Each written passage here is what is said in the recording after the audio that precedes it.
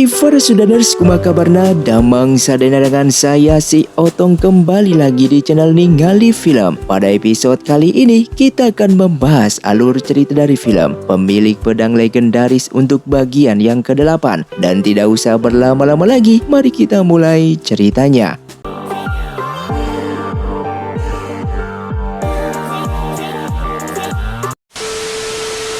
Film pun dilanjutkan dengan diperlihatkannya Kaisar Dewa menghukum Donkey karena telah berani melawannya, yang saat ini Donkey tidak bisa melawan dikarenakan kekuatannya tersebut telah habis diberikan kepada Yue.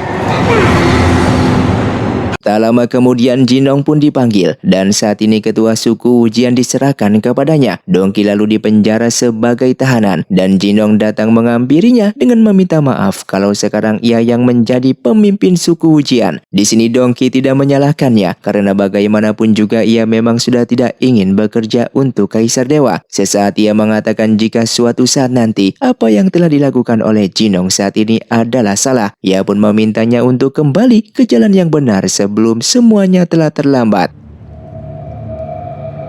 Sementara di suku Bai, terlihat Chuan mengutus pasukannya untuk merebut senjata agung dari tangan Jining. Diketahui mereka sedang di perjalanan menuju perguruan. Sedangkan Jinong juga diperintahkan oleh Xuanju untuk merebut senjata agung dari tangan Jining dan mereka pun harus mendapatkannya sebelum suku Bai yang dipimpin oleh Chuan merebutnya terlebih dahulu. Dengan bersamaan Jining bersama yang lainnya sedang dalam perjalanan ke perguruan dengan melewati sebuah desa. Karena Yue keadaannya masih belum pulih, Lata pun meminta Jining dan Muzi membawa Yue kembali ke perguruan melewati jalan lain. Sementara ia bersama Bioer dan Julian akan melewati jalan lain juga. Hal tersebut bertujuan untuk mengecoh para penjahat yang berusaha mencuri senjata agung dari tangan mereka. Di desa tersebut, Lata menyewa 2 kamar untuk mereka dan menginap semalam di sana. Lalu ia meminta Bioer untuk menyimpan senjata agung tersebut karena hanya Bioer lah yang bukan berasal dari perguruan Heibai, yang pastinya jauh lebih aman apabila ia yang memegangnya. Lalu setelah itu Lata pergi keluar untuk mencari udara segar. Sesaat pasukan berjubah hitam datang menyerang, yang tak lain ingin merebut senjata agung dari mereka.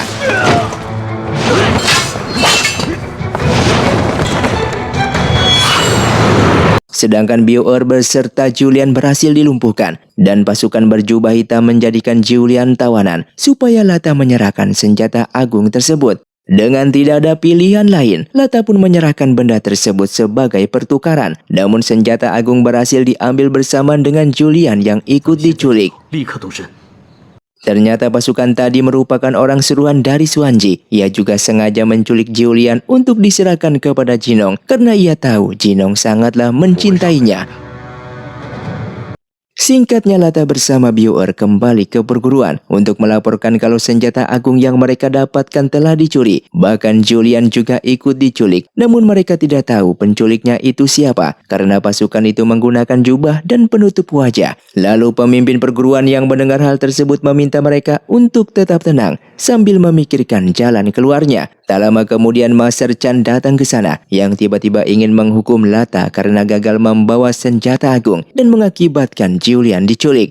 Jelas di sana Master Feng menjadi marah kepada Master Chan karena Lata dan kawan-kawan sudah berusaha mati-matian untuk mendapatkan senjata agung yang apabila gagal itu merupakan salah satu resiko yang harus mereka terima. Sementara di tempat lain, Chuan menyadari senjata agung telah didapatkan oleh Jinong. Mengetahui hal tersebut, ia pun tidak khawatir karena pedang pusaka Tianji masih berada di tangannya. Karena senjata agung tidak akan lengkap tanpa pedang pusaka Tianji, dan Kaisar Dewa pun memerlukan benda tersebut. Dengan bersamaan, Donkey secara diam-diam mengembalikan kekuatannya. Meskipun hanya setengah saja, namun ia tetap berhasil keluar dari penjara tersebut. Karena mengetahui senjata agung telah dicuri oleh Jinong beserta Xuanji, ia pun segera mengambilnya. Sementara itu Jinong berpura-pura menyelamatkan Julian, padahal Julian memang diculik oleh pasukannya sendiri. Hal tersebut ia lakukan agar tidak menimbulkan kecurigaan kepada Julian mengenai senjata agung yang telah dicuri olehnya. Sedangkan di perguruan Heibai, terlihat Master Chan tidak henti-hentinya berulah. Ia yang melihat Jining beserta Yue kembali lalu berniat menghukumnya. Karena waktu itu mereka berdua telah dipenjara namun dibebaskan oleh Lata dan kawan-kawan. Yang kemudian Bioer menjawab kalau tadi pemimpin perguruan sudah menjelaskan kalau itu merupakan perintah dari pemimpin perguruan. Dan secara tiba-tiba Dongki pun datang ke perguruan dengan mengembalikan senjata agung yang didapatkan oleh Jining dan kawan-kawan. Terlihat saat ini Dongki akan membantu mereka untuk melawan Kaisar Dewa. Namun Master Chan yang melihatnya di sana justru bersiap untuk menangkap Dongki. Karena Dongki adalah kaki tangan Kaisar Dewa. Namun di sini Dongki menjawab kalau ia sekarang bukan lagi kaki tangan dari Kaisar Dewa. Setelah itu Yue pergi menyusul Dongki untuk mengucapkan terima kasih karena telah menyelamatkannya kemarin. Dan di sini Dongki menjawab sudah kewajibannya untuk menolong Yue karena ia tidak mau nasib yang sama seperti kekasihnya dulu yang juga menimpa dirinya. Di tempat lain, Kaisar Dewa sangatlah murka kepada Jinong karena senjata agung telah dibawa lari oleh Dongki. Oleh karena itu Jinong hendak disingkirkan karena sudah tidak berguna lagi.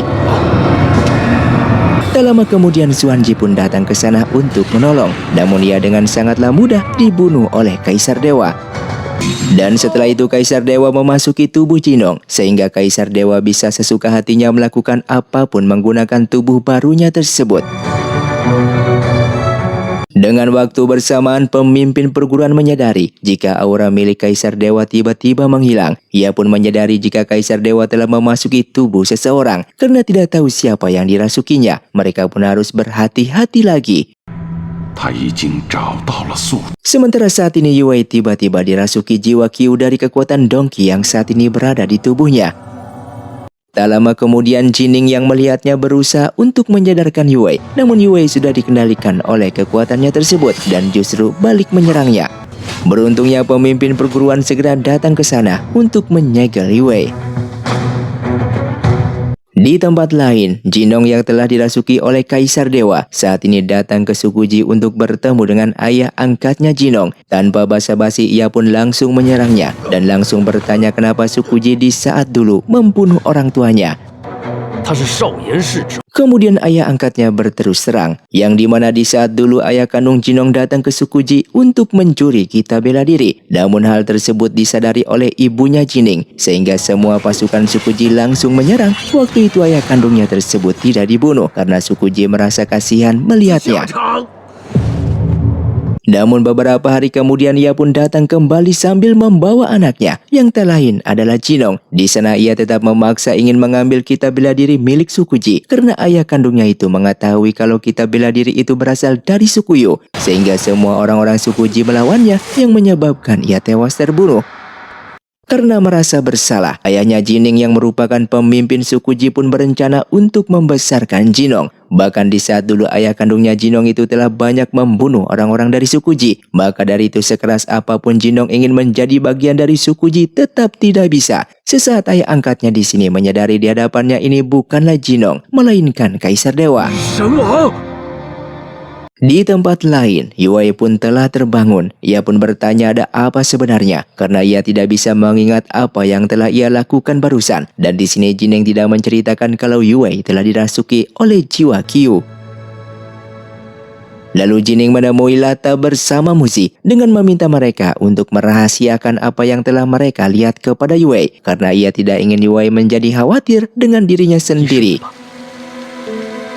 Di tempat lain, terlihat Suli yang merupakan pemimpin suku Du juga diajak bekerja sama oleh Kaisar Dewa. Ia pun diperintahkan untuk menyerang Sukuji, dan Suli pun menuruti perkataannya tersebut. Sebelum ia pergi, ia pun menyadari Kaisar Dewa yang saat ini berada di tubuh Jinong, namun ia memilih diam saja. Singkatnya suku Du langsung menyerang Sukuji, dan para petinggi Sukuji merasa kebingungan kenapa mereka diserang. Terlihat Jinong yang dirasuki Kaisar Dewa mengikat ayah angkatnya dan langsung membunuhnya. Setelah ayah angkatnya tewas, Jinong sesaat tersadar kembali dan ia pun merasa bersedih melihat ayah angkatnya telah tewas di tangannya. Namun setelah itu Kaisar Dewa kembali mengambil tubuhnya untuk dikuasai. Sementara itu, Yuwei telah mengetahui kalau kemarin ia dirasuki jiwa Qiu. Ia tidak ingin tubuhnya kembali dikuasai oleh kekuatan jahat tersebut dan meminta pemimpin perguruan untuk menghilangkan seluruh kekuatannya. Namun di sini pemimpin perguruan pada awalnya menolak karena apabila itu dilakukan, maka Yuwei akan segera mati. Akan tetapi Yuwei tetap memaksa yang membuat pemimpin perguruan tidak ada pilihan. Mengetahui hal itu, Jining segera menghentikan mereka dan ia berusaha menyadarkan Yuwei yang apapun terjadi ia akan tetap bersamanya. Di sini ia pun berjanji akan mencari cara agar Yuwei bisa mengendalikan kekuatan jiwa tersebut. Tak lama kemudian Master Feng datang ke sana sambil mengatakan kalau suku Ji saat ini telah diserang oleh suku Du, dan mendengar hal tersebut Jining segera kembali ke sukunya. Sesampainya di sana, ia pun melihat seluruh anggota suku Ji banyak yang tewas, yang tersisa beberapa pasukan lagi yang masih selamat. Di saat itu juga Jinong datang ke sana sambil berpura-pura kalau ia tidak tahu apa yang telah terjadi. Singkatnya, rapat pun diadakan dengan terlihat semua petinggi suku Ji berkumpul untuk membalaskan dendam kepada suku Du. Di sini pada awalnya Jining menolaknya karena ia ingin menyelidiki terlebih dahulu, namun di sini Jinong terus memaksa untuk melakukan balas dendam. Yang pada akhirnya perang pun terjadi antara kedua suku tersebut.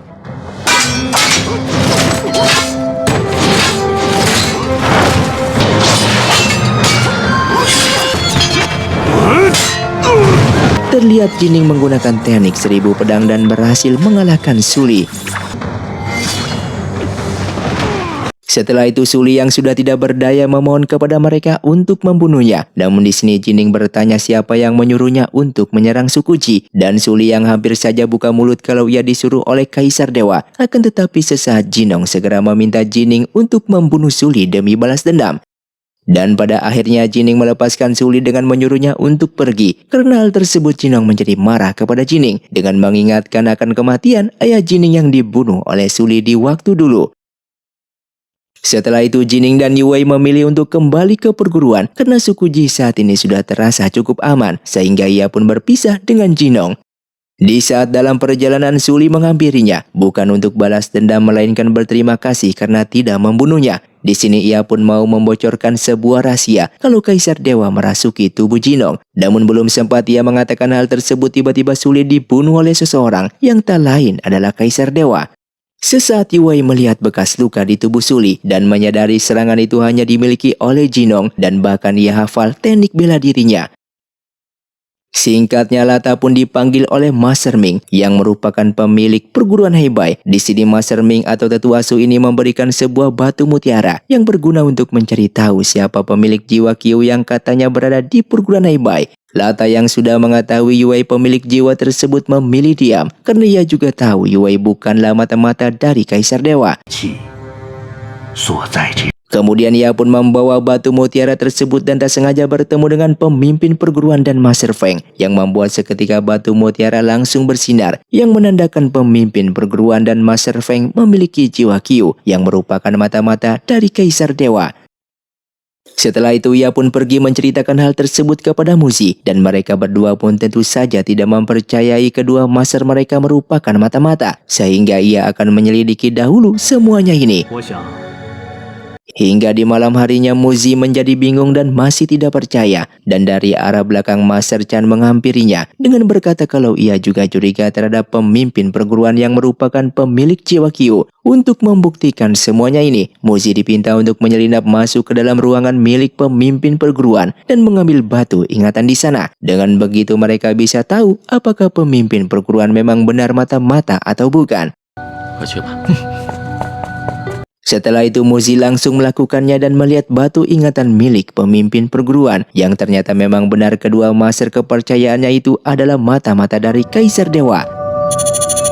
Lalu keesokan harinya ia pergi menemui Lata dan menceritakan apa yang telah ia lihat, sehingga saat ini mereka masih ragu akan semua kebenaran yang mereka ketahui.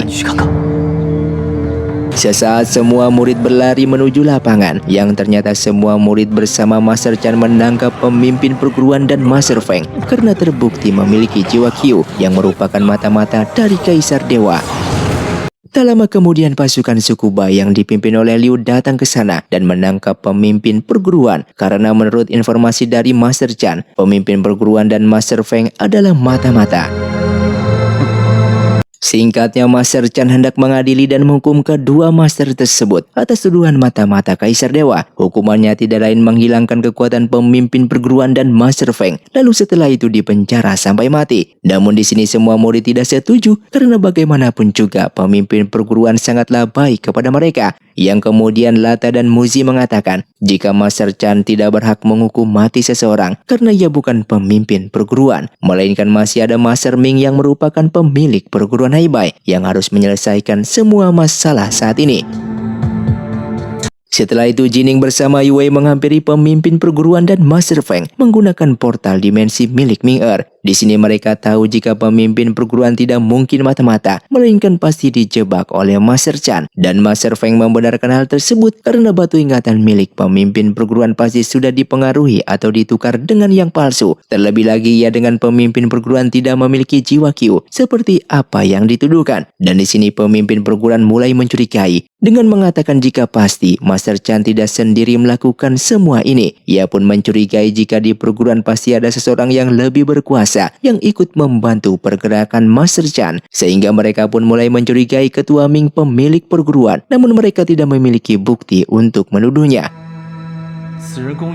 Kemudian mereka pun semua berkumpul untuk merencanakan sebuah misi. Di sini Jining curiga terhadap seseorang yang telah memanipulasi energi jiwa Q dan meletakkannya di perguruan untuk menjebak pemimpin perguruan dan Master Feng. Sehingga satu-satunya yang harus mereka lakukan yaitu pergi ke wilayah Wujiang karena di sana terdapat sebuah senjata yang mampu mendeteksi keberadaan energi jiwa Q yang diletakkan di perguruan mereka. Dengan menggunakan senjata tersebut, maka mereka nantinya bisa mengetahui letak barang dari energi jiwa Q itu. Kemudian Lata pun menemui Biuer untuk bertanya jalan yang harus dilalui untuk bisa sampai ke wilayah Wujiang. Baru saja bertanya seperti itu, tiba-tiba Ming Er pun datang ke sana dengan menunjukkan sebuah plakat yang berguna untuk memasuki wilayah Wujiang tersebut. Di sini ia pun mengatakan jika wilayah itu terdapat 2 penjaga. Semua pendekar ingin menambah ilmu dengan cara instan dan berusaha masuk ke sana, namun selalu gagal dan tewas terbunuh. Sehingga tempat itu sangatlah berbahaya, namun Ming Er bersedia mengantarkan mereka kalau mau pergi ke sana. Sementara di tempat lain, Kaisar Dewa mencoba menyerap energi para manusia untuk memperkuat tubuh Jinong karena tubuh Jinong sangatlah lemah yang membuat Kaisar Dewa tidak bisa menggunakan seluruh kekuatannya saat ini. Namun apa yang dilakukannya justru membuat serangan balik di tubuh Jinong yang pada akhirnya terluka. Dan karena merasa kesal dengan tubuh lemah tersebut, Kaisar Dewa teringat akan Julian sehingga ia pun berusaha untuk pergi menemuinya. Setelah bertemu Julian yang melihatnya terluka menjadi sangatlah khawatir dan segera membawanya untuk diobati. Di sini Kaisar Dewa berpura-pura sebagai Jinong dengan mengatakan ia disakiti oleh Kaisar Dewa. Maka dari itu ia meninggalkan suku Wujian dan tidak mau kembali lagi. Sehingga saat ini ia pun terluka dan Julian merasa khawatir akan kesehatannya tersebut dan berencana membawanya kembali ke perguruan Haibai. Setelah tiba di perguruan, Jining pun terkejut melihat kondisi saudaranya seperti itu. Dan Julian menjelaskan demi melawan Kaisar Dewa dan kabur dari suku Wujian membuat Jinong menjadi terluka parah. Mendengar hal itu, Jining dan yang lainnya pun menjadi sangatlah senang setelah mengetahui jika Jinong telah kembali ke jalan yang benar. Karena Jinong yang sedang terluka, mereka pun hendak membawanya pergi ke wilayah Wujiang. Selain mendapatkan senjata, di sana Jinong juga bisa menyembuhkan lukanya tersebut.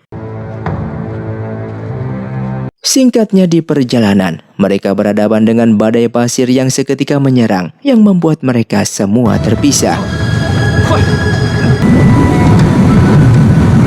Kemudian Jining, Jinong dan Yue yang berada di sebuah goa bawah tanah dan tak sengaja melihat penjaga di sana. Di sini Jining pun teringat jika Lata sempat mengatakan bahwa wilayah Wujiang memiliki 2 penjaga dan di hadapan mereka merupakan salah satunya. Terlihat banyak sekali pedang yang menancap di batu tersebut dan secara baik-baik mereka meminta bantuan dari penjaga itu. Namun mereka justru diserang karena tidak suka akan kehadirannya. Lalu Jining dan Jinong seketika berubah menjadi batu, namun tidak dengan Yue, yang seketika kekuatan jiwa Qiu miliknya langsung aktif. Sementara itu Muzi, Lata dan Julian berhadapan dengan penjaga satunya lagi yang menyerupai batu raksasa. Raksasa di sana bertanya maksud kedatangan mereka dan Lata menjawab mereka ingin mendapatkan senjata yang bisa mendeteksi energi jiwa Qiu karena saat ini perguruan mereka mengalami sebuah masalah. Lalu raksasa itu menjawab jika ia mau saja memberikannya, namun dengan satu syarat. Ia pun akan memberikan beberapa pertanyaan, dan apabila mereka berhasil menjawab dengan benar, maka ia akan memberikannya. Namun apabila salah, maka mereka bertiga akan diubah menjadi pasir. Singkatnya pertanyaan pertama pun dibicarakan, namun mereka tidak bisa menjawab yang membuat raksasa langsung memukul mereka, dan Lata pun berusaha menahan serangannya tersebut. Sementara Yue seketika berubah dan langsung mengalahkan penjaga di sana dan berhasil mengambil senjata yang dibutuhkan. Karena hal tersebut Jining beserta Jinong berubah ke bentuk asal mereka. Sedangkan raksasa itu kembali memberikan pertanyaan kepada mereka dan pada akhirnya mereka pun berhasil menjawab sehingga raksasa itu pun memberikan senjata yang mereka cari dan menjadi satu-satunya orang yang berhasil mengalahkannya. Singkatnya mereka pun bertemu kembali karena telah berhasil mendapatkan kedua senjata itu. Mereka pun langsung meleburnya menjadi satu agar menjadi senjata pusaka. Namun terlihat Kaisar Dewa yang merasuki tubuh Jinong berencana menyerap energi dari senjata pusaka tersebut secara diam-diam.